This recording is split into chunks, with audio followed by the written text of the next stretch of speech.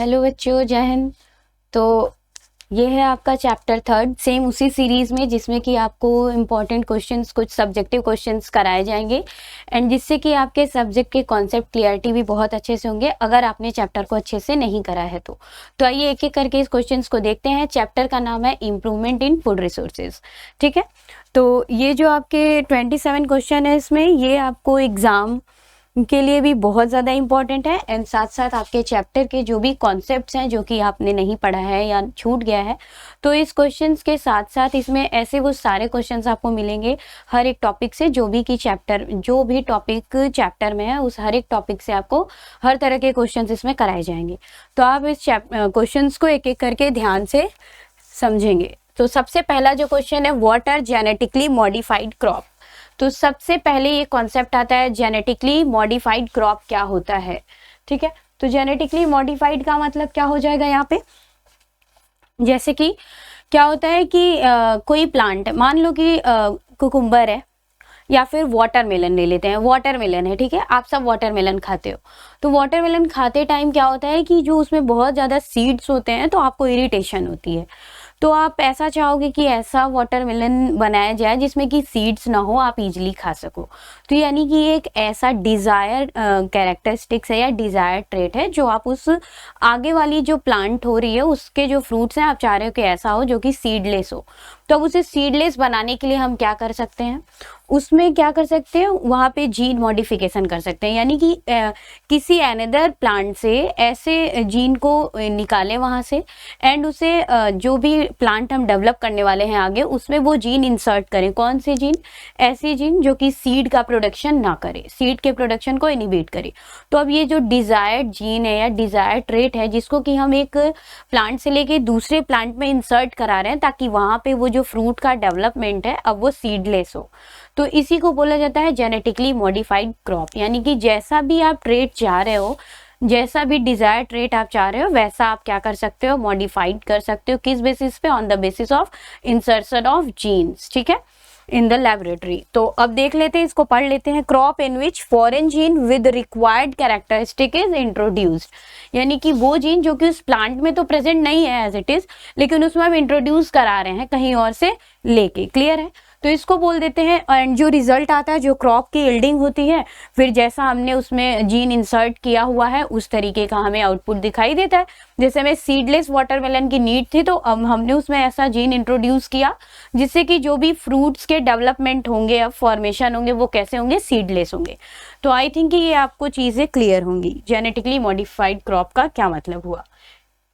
Next चीज है, state the difference between compost and vermicompost. तो as you already know, compost क्या होती है, जैसे ऑर्गेनिक फार्मिंग में आ जाती है। इसमें क्या होता है, आपका बनाया जाता है लाइक ये एनिमल्स के एक्सक्रीटा वगैरह से एंड डेड एंड डी के जो प्लांट्स हैं, वेजिटेबल पील्स हैं एंड किचन्स के जो भी आपके वेजिटेबल पील्स वगैरह हैं, इन सारी चीज़ों से क्या होता है, कंपोस्ट एक पिट में ये सारी चीज़ें आप मतलब क्या करते हो, गैदर्ड करते रहते हो। एक टाइम पे वो क्या होता है कि इस तरीके से ये तैयार हो जाता है, तो इसको कंपोस्ट बोलते हैं। बट कंपोस्ट के ही प्रोसेस में जब उसको फास्टन करते हैं यानी ह्यूमिफिकेशन या फिर उसे फिक्स करना होता है, लीचिंग वगैरह की प्रोसेस होती है जिसमें कि मिनरल्स वगैरह क्या होते हैं, मिनरलाइज किया जाए, उसमें अलग अलग मिनरल्स की ब्रेक डाउन की जाए।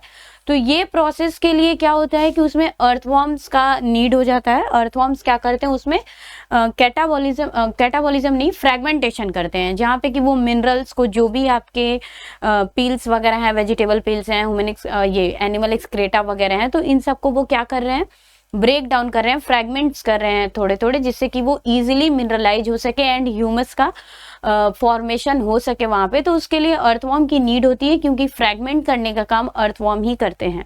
तो जब जहाँ पे हम अर्थवॉर्म को इंट्रोड्यूस कराते हैं कंपोस्ट में, वो हो जाता है वर्मी कंपोस्ट। वर्मी का मतलब ही क्या होता है, वॉर्म्स। तो अर्थवॉर्म्स को वहाँ पे इंट्रोड्यूस कराया जाता है। एंड कंपोस्ट में अगर अर्थवॉर्म्स नहीं है तो वो होते हैं लेकिन वो थोड़ा सा टाइम टेकन हो जाते हैं कंपेयर टू वर्मी कंपोस्ट। तो ये है डिफरेंस इनमें। यहाँ पे देख लेंगे, the compost is obtain by decomposition of organic waste like animal excreta, plant waste, straw, eradicated weeds etc। Clear है। Naturally due to decomposition by bacteria. तो यहाँ पे बैक्टीरिया की हेल्प से धीरे धीरे ये डिकम्पोजिशन होता रहता है। बट जब इसको क्या किया जाता है, इस प्रोसेस को और ज़्यादा, यहाँ पे हास्टेन नहीं फास्टेन होगा, तो fasten the process of decomposition, earthworms are added to this organic matter to obtain compost, it is called vermicompost. ठीक है, नेक्स्ट क्वेश्चन पे चलते हैं। What causes disease in plant? Plant में कौन से, मतलब कि आपको पता है कि डिजीज कॉजिंग एजेंट्स कौन से होते हैं प्लांट में, तो आपने माइक्रो ऑर्गेनिजम्स में पढ़ा होगा कि कुछ ऐसे माइक्रो ऑर्गेनिजम्स हैं जिसकी वजह से प्लांट्स में डिजीज होते हैं, like bacteria, fungi and viruses. What are the different type of hybridization? Hybridization ही वो प्रोसेस है जिससे कि आप किसी भी क्रॉप को जेनेटिकली मॉडिफाइड कर सकते हैं। ठीक है, हाइब्रिडाइजेशन प्रोसेस के ही अंदर आता है जीन मॉडिफिकेशन। तो ये 3 तरीके से जीन मॉडिफिकेशन हो सकता है। एक होता है intravarietal, intra specific and intra generic. Intravarietal में मतलब कि 2 डिफरेंट वेराइटी के आप प्लांट्स को लेते हो एंड उनमें हाइब्रिडाइजेशन कराते हो एक नए प्लांट को प्रोड्यूस करने के लिए। ठीक है, एंड इंट्रा स्पेसिफिक में 2 डिफरेंट स्पीसीज, सेम जीनस के, एक ही जीनस के 2 डिफरेंट स्पीसीज आप ले लोगे। एंड इंट्रा जेनेरिक में अलग अलग जीनस भी होंगे। ठीक है, तो ये इनके डिफरेंस है। इनमें क्या होता है, इनके जीन मॉडिफिकेशन कराए जाते हैं। कुछ ट्रेड्स, मतलब 2 प्लांट्स आपने ले लिया, 2 डिफरेंट वेराइटी के प्लांट्स ले लिए, मान लो टोमेटो ले लिए, पोटैटो ले लिए। क्लियर है, ये एक्सपेरिमेंट भी किया गया था टोमेटो एंड पोटैटो पे। तो टोमेटो एंड पोटैटो के दोनों प्लांट्स के जीन को लेके आप एक नए प्लांट्स को डेवलप कराते हो। तो इसमें क्या होता है कि उसी सेम प्लांट्स में पोटैटो एंड टोमेटो दोनों क्या होते हैं, प्रोड्यूस होते हैं। तो ये बोला जाता है हाइब्रिडाइजेशन। क्लियर है, हाइब्रिड वेराइटी का फॉर्मेशन आप 3 तरीके से कराते हो। तो जो पोटैटो एंड टोमेटो प्लांट से लेके एक नए प्लांट्स का प्रोडक्शन किया गया था उसको बोला गया था पोमेटो, जिसमें कि पोटैटो एंड टोमेटो दोनों चीज़ों की फॉर्मेशन हुई थी। ये किस लिए, ताकि हाई इल्ड के लिए, क्रॉप के इल्ड के इम्प्रूवमेंट के लिए ये सारे टेक्निक्स का इस्तेमाल करके, इन सारे स्टेप्स का इस्तेमाल करके क्रॉप के इल्ड को इम्प्रूव किया जा रहा था। ये कुछ प्रैक्टिसेस हैं जिसके थ्रू आपके क्रॉप के इम्प्रूवमेंट को इल्ड करने की कोशिश की जा रही थी, इंक्रीज करने की उनके इल्ड को। ठीक है, नेक्स्ट क्वेश्चन की तरफ बढ़ते हैं। State the difference between manure and fertilisers. I think it is a very easy and everyone known very well. तो मैन्योर्स क्या होता है कि नेचुरल तरीके से बनाए जाते हैं। किससे बनाए जाते हैं, किचन के वेस्ट एंड एनिमल के एक्सक्रीटा, स्ट्रॉ वगैरह, इन सारी चीज़ों से। एंड ऑर्गेनिक मैटर होते हैं इसमें, एंड ये किसी भी तरह का पॉल्यूशन कॉज नहीं करते हैं, एंड ये बल्कि होते हैं, इन्हें आप कहीं इजीली ले आ जा नहीं सकते, एंड ये थोड़े स्लो वर्क करते हैं, एंड न्यूट्रिएंट स्पेसिफिक बिल्कुल भी नहीं होते हैं। जबकि फर्टिलाइजर्स की बात करते हैं तो फर्टिलाइजर्स क्या होते हैं, इनऑर्गेनिक मैटर कंटेन करते हैं, केमिकली सिंथेसाइज किए जाते हैं, इंडस्ट्रियली बनाए जाते हैं, एंड ये बहुत ही फास्ट वर्क करते हैं कंपेयर टू मैन्योर, एंड ये इजी टू कैरी होते हैं क्योंकि ये बल्कि नहीं होते हैं, एंड ये पॉल्यूशन कॉज करते हैं आपके सॉइल की जो न्यूट्रिएंट वगैरह है। अगर ये कंटिन्यूसली आप फर्टिलाइजर्स का यूज़ कर रहे होगे तो ये क्या करते हैं कि आपके सॉइल की जो न्यूट्रिएंट वगैरह है उसको बिल्कुल ही डिस्ट्रॉय कर देते हैं, एंड ये पॉल्यूशन कॉज करते हैं, जैसे एयर, वाटर, ये सारी चीज़ें। अगर वही फर्टिलाइजर, जैसे बारिश हुई, अब इन फील्ड से जो यहाँ पे आपने कल्टीवेशन किया हुआ है उस फील्ड से वाटर अगर ड्रेन होके पॉन्ड्स में जा रहा है, कहीं भी जा रहा है वाटर बॉडीज में, तो वहाँ भी पॉल्यूशन क्रिएट कर रहा है। तो इस तरीके से ये फर्टिलाइजर्स के बारे में है, एंड मैन्योर के बारे में। ये डिफरेंस है, एक बार रीड भी कर लेंगे। It consist of organic matter while it consists of inorganic matter prepared from animal excreta and plant waste. It is commercially produced synthetic chemical substances. It does not cause pollution, it causes pollution. Clear? Next question की तरफ, what is organic farming. Organic farming में मतलब कि eco friendly तरीके से plants के yield को develop करना विदाउट यूजिंग ऑफ केमिकल्स, यही होते हैं ऑर्गेनिक फार्मिंग। उनमें क्या क्या यूज कर सकते हैं, जैसे compost method, bio fertiliser and bio pesticides. Bio fertilisers कैसे बनाते हैं, तो बायो फर्टिलाइजर्स में क्या करते हैं, कुछ nitrogen fixing bacteria, blue green algae, इन सब का कल्चर करते हैं, एंड फिर उससे क्या करते हैं कि नाइट्रोजन वगैरह को फिक्स कराने में हेल्प। एंड बायो पेस्टिसाइड्स कैसे बनाते हैं, तो नेचुरली जैसे नीम की लीव्स ले लें या टर्मरिक का एक्सट्रैक्ट लेके उसको बनाते हैं बायोपेस्टिसाइड्स। किसी भी तरीके का केमिकल यूज नहीं करते इस प्रोसेस में, इसको बोला जाता है ऑर्गेनिक फार्मिंग। तो एक बार रीड कर लेंगे। ऑर्गेनिक फार्मिंग में be defined as the production of unpolluted plant product by use of manures, bio fertilisers, biopesticides with a healthy cropping system like crop crop rotation, mixed cropping, intercropping, ETC. Crop rotation, mix cropping, intercropping, इस process से भी आप क्या करते हो कि बिना fertilisers के यूज किए आप मतलब कि एक हेल्दी प्लांट को डेवलप करा सकते हो बिना किसी फर्टिलाइजर्स केमिकल के यूज के। Without the use of chemicals like fertilizers, herbicides, pesticides, etc. Biofertilizers include nitrogen fixing organisms, bacteria or a blue-green algae. Biopesticides are organisms or their extract without repel or kill weeds, insects and other paste. Clear है? जैसे turmeric और नीम का waste ले लेते हैं तो वो paste वगैरह को डिस्ट्रॉय कर देते हैं इजिली। तो यहाँ पे किसी भी तरीके का केमिकल के यूज किए बिना ही अगर हम प्लांट को ग्रो करा रहे हैं, क्रॉप के यील्ड्स को इम्प्रूव करा रहे हैं, तो इस प्रोसेस को बोल रहे हैं organic farming. Next question, why are manure and fertilisers used in field? Manures and fertilisers को फील्ड में क्यों यूज किया जा रहा है? Manures and fertilisers are major source of nutrient. अच्छा, आपको पता है कि न्यूट्रिएंट का मेजर सोर्स प्लांट के लिए मैन्योर्स एंड फर्टिलाइजर्स ही है, क्योंकि रूट ही एब्जॉर्व कर देगा थ्रू वाटर। दैट्स वाई इसे क्या करते हैं, फील्ड में डालते हैं, ताकि फील्ड में जितना ज़्यादा न्यूट्रिएंट रहेगा उतना प्लांट इजिली एब्जॉर्व कर पाएगा, तो उतना ही प्लांट हाईली इफिशिएंटली प्रोडक्शन करेगा। Manure and fertilisers are major source of nutrient for plants and therefore are used to ensure good vegetative growth, leaves, branch and flowers and give rise to healthy plants that result in a high crop production. Clear है? Soil में क्यों मतलब कि use किया जाता है, field में क्यों यूज किया जाता है? बिकॉज कि रूट ही क्या करता है, थ्रू सॉइल न्यूट्रिएंट्स को लेता है, रूट से ऑब्जर्व कर रहा है, सॉरी एब्जॉर्व करता है। तो देन क्या हो रहा है वहां पे, अगर आप फील्ड में डालेंगे तो वहाँ जितना ही ज़्यादा फील्ड आपका रिप्लेनिश होगा, न्यूट्रिएंट रिच होगा, उतना ही प्लांट आपका हेल्दी एंड हाईली प्रोडक्शन वाला होगा। What are the advantages of intercropping and crop rotation? Intercropping and crop rotation का एडवांटेजेस क्या है? तो सबसे पहले तो इंटरक्रॉपिंग एंड क्रॉप रोटेशन होता क्या है? क्रॉप रोटेशन क्या है कि आप एक इंटरवल टाइम पे किसी एक क्रॉप को लगा रहे हो, एक सीरियल्स वाले क्रॉप को लगा रहे हो, देन उसी इंटरवल टाइम पे आप क्या कर रहे हो, कुछ किसी लेग्यूमिनस प्लांट्स को लगा रहे हो। देन क्या होता है कि वहाँ पे जितने भी सॉइल के न्यूट्रिएंट डिस्ट्रॉय हुए हैं, एक प्लांट ने पूरी तरीके से उसको कंज्यूम किया हुआ है, तो वहाँ पे अगर दूसरा आप लेग्यूमिनस प्लांट लगाते हो तो वहां पूरी तरीके से सॉइल में न्यूट्रिएंट रिप्लेनिश हो जाते हैं। कैसे? क्योंकि लेग्यूमिनस प्लांट क्या करते हैं कि उनके रूट नोड्यूल्स में कुछ नाइट्रोजन फिक्सिंग बैक्टीरिया प्रेजेंट होते हैं, वो क्या करते हैं, सॉइल में वापस से नाइट्रोजन को फिक्स कर देते हैं, तो वहां पे न्यूट्रिएंट रिप्लेनिश हो जाती है उस फील्ड में।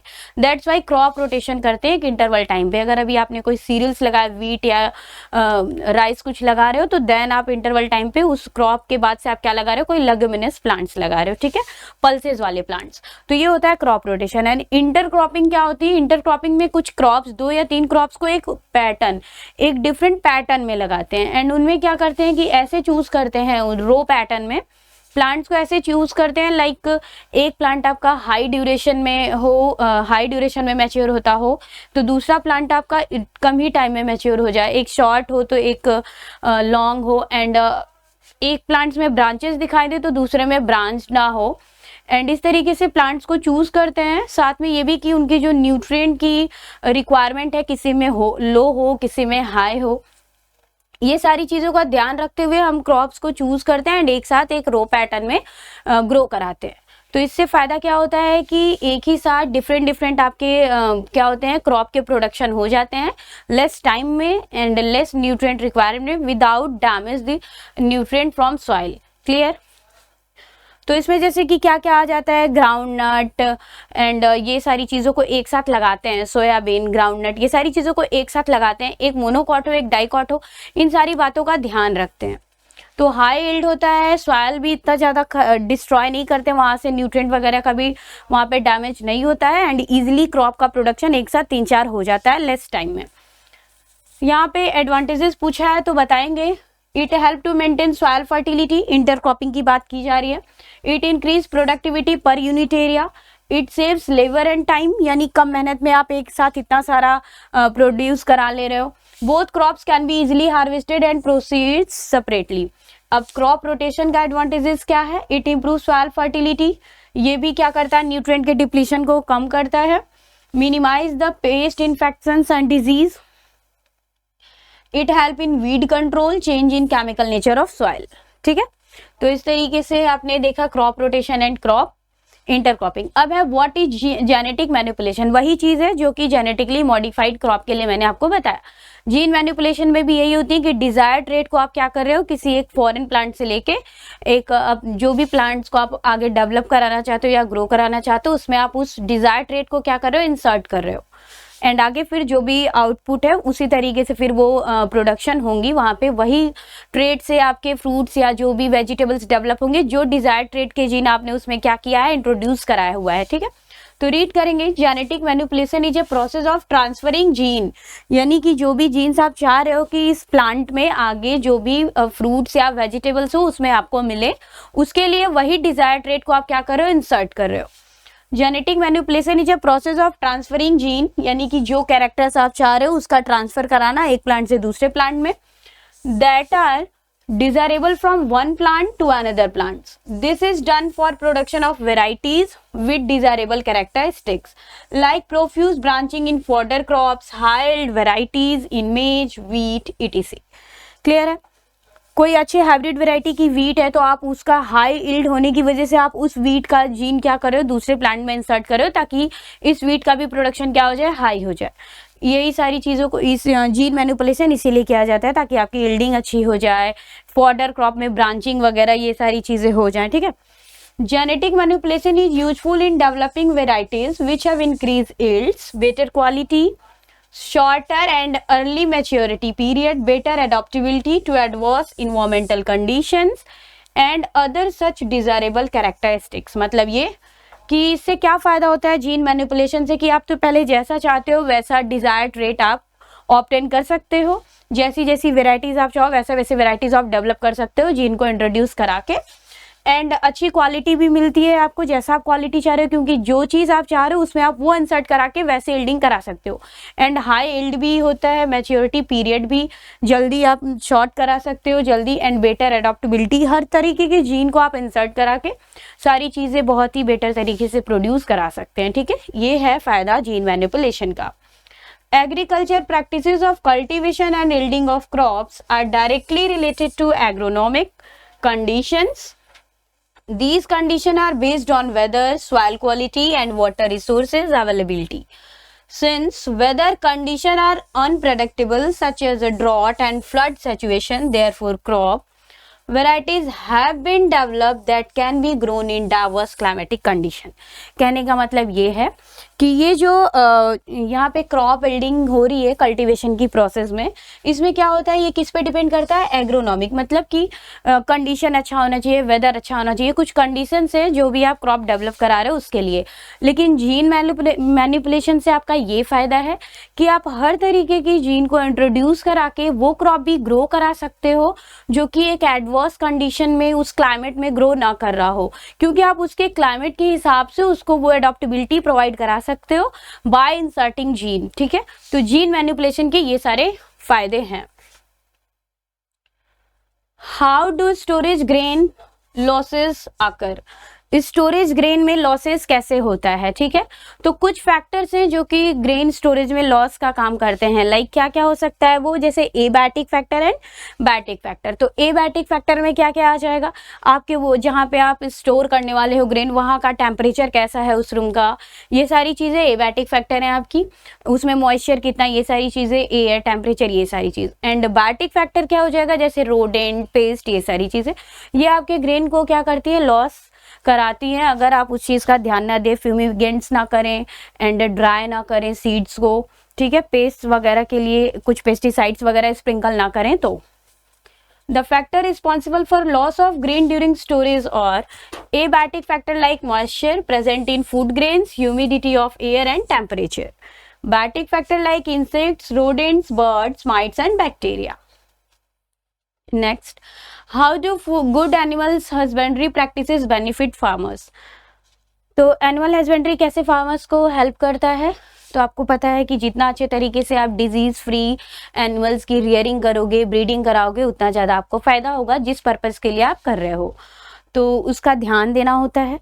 Good animal husbandry practices are beneficial to the farmer in the following ways. It result into improve breeds of the domesticated animals. breed change हो जाते हैं, ज़्यादा से ज़्यादा अगर अच्छे अच्छे ब्रीड्स होंगे तो अच्छे सा प्रोडक्शन होगा, देन आप उसकी मार्केटिंग करो या फिर जिस भी तरीके से जिस पर्पज के लिए आप वो कर रहे हो वो उसका आपको फायदा होगा. It increases the yield of food stuff such as a milk, egg and meat. इसकी वजह से जो भी फूड स्टफ है वो इंक्रीज हो जाएंगे, उसकी यील्ड इंक्रीज हो जाएगी. And proper management of domestic animal in terms of shelter, feeding, care and protection against disease result in good yields and healthy products. Clear? अगर आप इन्वायरमेंट उनका सही रखते हो, सारी चीज़ों का प्रॉपर ध्यान देते हो तो अच्छा यील्ड होता है एनिमल हस्बेंड्री में. तो जिस पर्पज के लिए आप कर रहे हो उस फील्ड में आपको बहुत ज़्यादा बेनिफिशियल होता है, जैसे फूड स्टफ का इंक्रीजमेंट हो जाना एंड उनमें वेराइटीज़ में इंक्रीमेंट हो जाना. क्लियर है? Next, what are the benefit of cattle farming. Cattle farming का बेनिफिट क्या है? कैटल फार्मिंग का बेनिफिट ये है कि आपको मिल्क मिलता है, डेयरी प्रोडक्ट्स जितने भी, एंड साथ साथ आपको ड्रॉट एनिमल्स, मिल्च एनिमल, इन सब का फायदा होता है. ठीक है.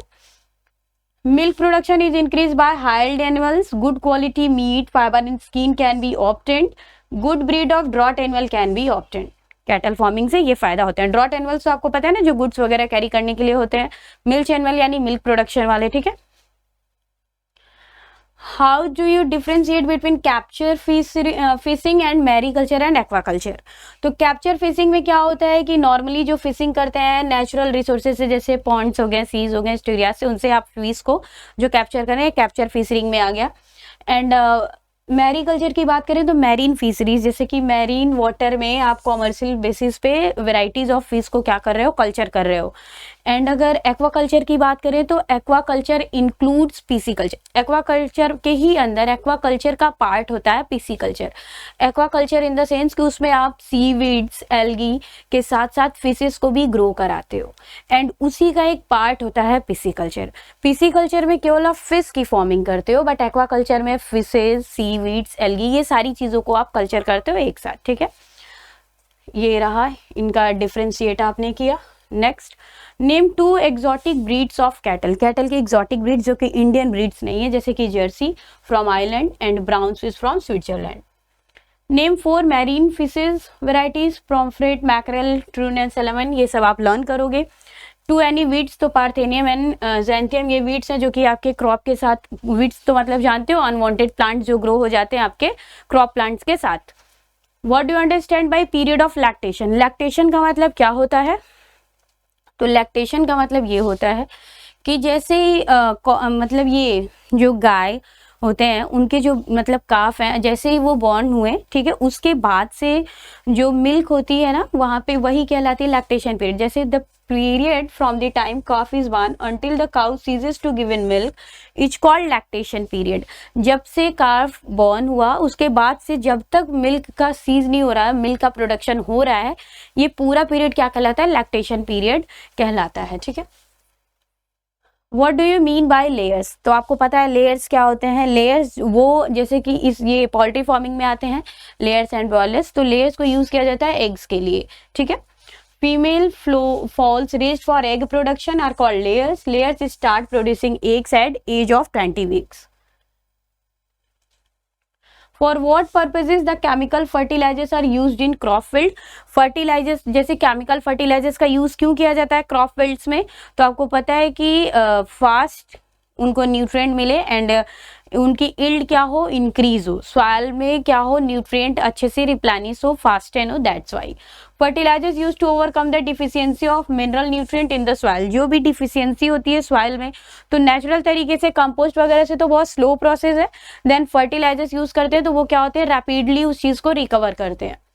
दे are used by farmers to ensure high yields. Why do we select crop with different nutrient requirement for intercropping? क्यों दो डिफरेंट क्रॉप की रिक्वायरमेंट होती है इंटरक्रॉपिंग के टाइम पे? तो आपको पता है for intercropping we select crop with different nutrient requirement because क्यों? This ensure maximum utilisation of nutrients applied to prevent pest and disease from spreading to all plants belonging to one crop in a field. तो देखो क्या फायदा हुआ. फायदा ये हुआ कि अगर किसी एक रो पैटर्न, आप एक रो में क्या करते हो, पैटर्न ऐसे पैटर्न बना के आप अलग अलग प्लांट्स को ग्रो कराते हो. तो अगर किसी भी एक रो में कोई एक डिजीज हो गई तो उससे क्या, उस पेस्ट से फिर अलग अलग पूरे फील्ड में वो डिजीज नहीं होगी, पूरे प्लांट्स को नहीं होगी, इससे ये सेफ है। तो क्या होता है कि आपके प्रोडक्शन कम नहीं होंगे, उतने ही टाइम में आपके प्रोडक्शन होंगे। एंड न्यूट्रिएंट की रिक्वायरमेंट को भी क्या कर देते हैं, कम कर देते हैं। एक इतने न्यूट्रिएंट में पूरे फील्ड का क्या होता है, अलग अलग न्यूट्रिएंट की रिक्वायरमेंट होती है। तो उससे क्या होते हैं कि पूरे प्लांट्स अच्छे से हाई यील्ड में डेवलप कर लेते हैं, लेस टाइम में एंड लेस रिक्वायरमेंट में। ठीक, What is mixed cropping? What are the criteria for selecting crop for mixed farming? Mix cropping क्या है? मिक्स क्रॉपिंग में रैंडम आप क्या करते हो, दो मतलब क्रॉप को एक साथ उगा देते हो। इसका वही क्राइटेरिया है इंटर क्रॉपिंग की तरह कि आप सेलेक्ट करते हो एक मोनोकॉट प्लांट हो, एक डाइकॉट प्लांट हो, यानी कि रूट का पैटर्न। ठीक है, एंड उसके साथ साथ आप देखते हो एक शॉर्ट हो, एक लॉन्ग हो, एक की मैच्योरिटी ड्यूरेशन लॉन्ग हो, एक की शॉर्ट हो, एंड न्यूट्रिएंट रिक्वायरमेंट भी किसी का ज़्यादा हो, किसी का कम हो। इस बेसिस पे आप करते हो। जैसे कि वीट के साथ आप ग्राम लगा सकते हो एंड मस्टर्ड लगा सकते हो, ये सारी चीज़ें। तो देखो, mix cropping is growing for 2 और more crop simultaneously in the same field. कौन कौन से crop? Wheat plus gram, wheat plus mustard, etc। Select करते हैं should differ in nutrient requirement, water needs, root pattern, etc। Why moisture level of food grain should be check before their storage. अच्छा, moisture level को क्यों check किया जाता है storage के time पे? क्योंकि अगर मॉइस्चर कंटेन होगा तो मॉइस्चर जहाँ होते हैं वहाँ फंजाई वगैरह इजीली ग्रो करते हैं। ठीक है, दैट्स वाई क्या करते हैं, सबसे पहले जो भी फूड ग्रेन होता है उसको हम सन ड्राई करते हैं। तो before storage moisture content of food grain should not be more than 9%, otherwise growth of micro organisms, bacteria and fungi will take place causing either discoloration or a complete spoilage of food grains। अगर 9% से ज़्यादा आपका वहाँ पे moisture contain होता है आपके food grains में, तो उसके बाद क्या होते हैं कि बैक्टीरिया एंड फंजाई जो भी माइक्रोब्स होते हैं वो ग्रो करने लगते हैं एंड वो पूरी तरीके से फूड ग्रेन को स्पॉइल कर देंगे। धीरे धीरे वो डिस्कलरेशन भी ग्रेन्स के करने लग जाते हैं। दैट्स वाई मॉइस्चर कंटेंट को चेक किया जाता है, सन ड्राइंग किया जाता है, उसके बाद क्या किया जाता है, स्टोर किया जाता है। What do you mean by the following? Green revolution, white revolution, blue and yellow, इन सब का मतलब क्या है, किस पर्पज से ये किया गया? ग्रीन रेवोल्यूशन क्या है, ये फूड ग्रेन को इंक्रीज करने के लिए, स्पेशली वीट के लिए। व्हाइट रेवोल्यूशन मिल्क प्रोडक्शन के लिए, and blue revolution for fish production, and yellow revolution for seeds, oil seeds के लिए। Clear? What is pasturage and how it is related to honey production? Pasturage क्या होता है and इसमें honey production से ये कैसे रिलेटेड है? तो आपको पता है पास्चरेज क्या होता है, जैसे कि इनमें एपियरीज बनाई जाती है, हनी बी के रियरिंग के लिए एपियरीज बनाई जाती है, यानी एक बॉक्स बनाया जाता है। तो पास्चरेज में क्या करते हैं, पोलन, जो अलग अलग तरीके के पोलन होते हैं वहाँ पे फुलफिल करके रखते हैं, जिससे कि हनी बी क्या करता है, फीड करता है। ठीक है, pasturage is a flora from which honey bee collect nectar. वहाँ पे अपियरीज में वो फ्लोरा रख देते हैं जिससे कि वो पोलन ग्रेन को क्या कर सके, ले सके हनी बी। ठीक है, उससे नेक्टर ले सके। And nectar, pollen and bee glue. Quality of honey depend on pasturage available for the collection of nectar and pollen. Quality and taste of honey varies from region to region as the pasturage में different in different region। अच्छा, हनी का जो test होता है वो very होता है, क्यों? Due to pasturage. आप कैसा फ्लोरा रख रहे हो, उसमें कैसा नेक्टर कंटेंट है, इस बेसिस पे वो डिपेंड करता है कि किस टाइप की, किस टेस्ट की हनी होगी। 4 desirable characteristics of we variety suitable for honey production are. कुछ वेराइटीज हैं मतलब जिस हनी प्रोडक्शन के लिए गुड होंगे। कैसे देख लेंगे यहाँ पे, डिजीज एंड पैरासिटिक रेजिस्टेंस होनी चाहिए बी आपकी, गुड हनी प्रोडक्शन होना चाहिए उसमें, स्वार्मिंग बिहेवियर रिडक्शंस एंड प्रोफाइली प्रोडक्टिव ब्रीडिंग होनी चाहिए। कोई ये क्वालिटीज होंगी उनमें तो हनी बी का जो ये हनी का प्रोडक्शन है वो अच्छा होगा। Farmer use bee keeping as an additional income. Additional income के लिए फार्मर क्या करते हैं, हनी बी की फॉर्मिंग करते हैं, बी कीपिंग करते हैं। इट रिक्वायर्स लो इन्वेस्टमेंट, बहुत ही लो इन्वेस्टमेंट में ये इजीली हो जाता है। एडिशनल इनकम की भी जरूरत मतलब, और साथ साथ उनको एडिशनल इनकम भी मिलता है। Besides honey, bee keeping provide different products such as wax, royal jelly and bee venom. और हनी के साथ साथ कुछ ब्यूटी प्रोडक्ट्स, वैक्स वगैरह, बी वेनम, ये सारी चीज़ें भी उन्हें मिल जाती हैं। Bees help in improving crop yields by increasing pollination. जितना ज़्यादा पॉलिनेशन होता है क्रॉप का प्रोडक्शन उतना भी क्या होता है, यील्ड में क्या होती है, चेंजेस आती है, इंक्रीज होता है। That's why bee keeping is also good and additional income for the farmers। What are the various method of irrigation in India, irrigation के वेरियस मेथड क्या है इंडिया में। तो मॉडर्न मेथड है एंड ट्रेडिशनल मेथड थे भी पहले जो कि इरिगेशन के लिए यूज़ करते थे। आपको इरिगेशन तो पता है ना, इंटरवल टाइम पे क्या करना, प्लांट्स को वाटर का सप्लाई देते रहना एक इंटरवल टाइम पे। Like most of agriculture in India is rain dependent, several different kinds of traditional systems are adopted to supply water to agriculture lands. क्या होता था कि पहले तो रेन पे डिपेंड होती थी इंडिया में बहुत सारे रीजन में प्लांट्स के प्रोडक्शन वगैरह के लिए, लेकिन अभी क्या है कुछ ट्रेडिशनल मेथड भी थे रेन पे डिपेंड थे जिससे कि प्लांट्स को वाटर सप्लाई किया जाता था।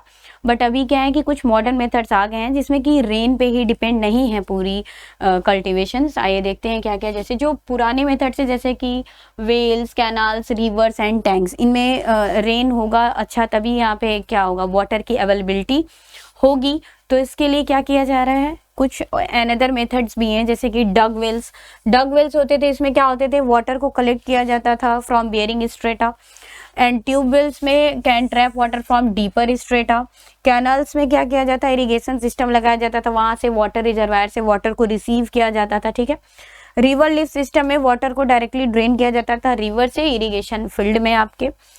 टैंक से क्या किया, these are small storage reservoir, अब इसमें क्या है टैंक वगैरह में पानी को थोड़ा सा स्टोर कर ले रहे हैं एंड फिर उससे फिर धीरे धीरे उसको फील्ड में सप्लाई करा रहे हैं। ये आपका क्या था मतलब कुछ ट्रेडिशनल मेथड, लेकिन मॉडर्न मेथड में आपके स्प्रिंकल, ड्रीप इरिगेशन ये सब आ गए, जिसमें ड्रीप इरिगेशन में क्या होती है पूरे स्पेसिफिक प्लांट के पास क्या हो रहा है आप ट्यूब लगा देते हो एंड वहां से रूट में स्पेसिफिक एक प्लांट्स को क्या हो रहा है पानी इजीली मिल जाते हैं। स्प्रिंकल सिस्टम में भी यही होता है कि पूरा ट्यूब या पाइप लगा देते हैं एंड हर एक प्लांट्स पे वो वाटर स्प्रिंकल होते रहते हैं।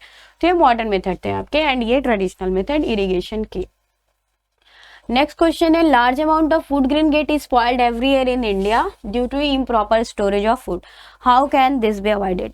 मतलब कि बहुत लार्ज नंबर में क्या हो रहा है फूड ग्रेन्स स्पॉइल हो जाते हैं अगर प्रॉपर स्टोरेज ना की जाए उसकी। तो इस चीज़ को कैसे अवॉइड किया जाए, तो इसको अवॉइड करने के लिए देखिए कुछ मेथड है, जैसे आपको क्या क्या ध्यान देना होता है कि वो सन ड्राइंग किया जाए, प्रॉपर टेम्परेचर मेंटेन किया जाए एंड साथ साथ आप फ्यूमिगेंट्स करो रूम को एंड कुछ पेस्टिसाइड्स वगैरह स्प्रिंकल करो, ठीक। Due to improper storage food grain get spoiled by insects, fungi, rodents, bacteria, moisture and temperature.